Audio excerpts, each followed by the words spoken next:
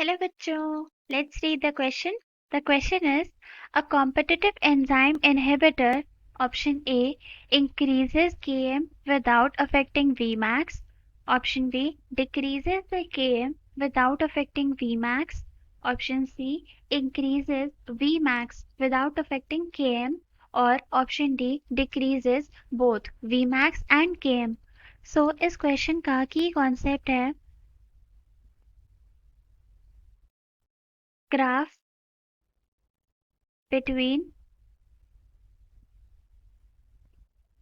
reaction rate and substrate concentration. Enzyme की activity को study करने के लिए एक ग्राफ ड्रॉ किया गया बिटवीन रिएक्शन रेट जिसको डिनोट किया गया V से और substrate concentration.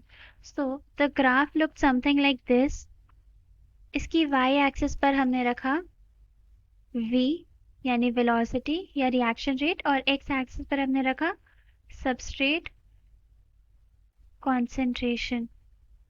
So the graph turned out to be something like this. एक पर्टिकुलर वेलोसिटी पे पहुंचने के बाद ये वेलोसिटी कांस्टेंट हो गई. सो दिस वेलोसिटी जहां पर कांस्टेंट हो गई है और मैक्सिमम हो गई है इसको बोला गया वी मैक्स या मैक्सिमम वेलोसिटी. अब इस वी मैक्स का जो हाफ होगा यानी कि हाफ ऑफ वी मैक्स जहां पर सबस्ट्रेट कॉन्सेंट्रेशन निकाला गया तो उसको सबस्ट्रेट कॉन्सेंट्रेशन का नाम दिया गया Km. यानी कि हाफ ऑफ Vmax पर जो सबस्ट्रेट की कॉन्सेंट्रेशन होगी उसको बोलेंगे Km. Km क्या है? Km is known as the Michaelis-Menten constant.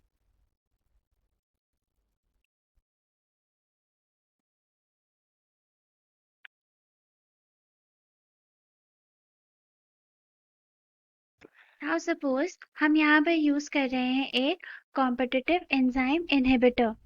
तो ये जो कॉम्पिटिटिव एंजाइम इनहिबिटर है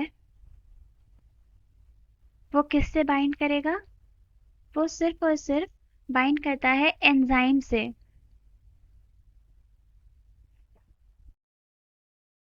ना कि एंजाइम सबस्ट्रेट कॉम्प्लेक्स.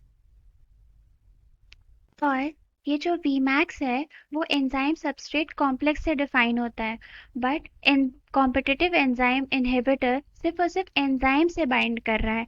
इसलिए Km की वैल्यू जो है वो बढ़ जाती है. मतलब ये इनहिबिटर एंजाइम को सबस्ट्रेट से बाइंड नहीं होने देगा, इसलिए Km बढ़ जाएगा, बट Vmax इज अनअफेक्टेड क्योंकि एंजाइम सबस्ट्रेट कॉम्प्लेक्स पर कोई असर नहीं पड़ रहा था. Coming back to the question, यहाँ पर पूछा था कि कॉम्पिटिटिव एंजाइम इनहिबिटर किस पर इफेक्ट डालता है. So the answer is option A, increases the Km without affecting Vmax. So this was it about the solution. Hope you understood it well. Best of luck.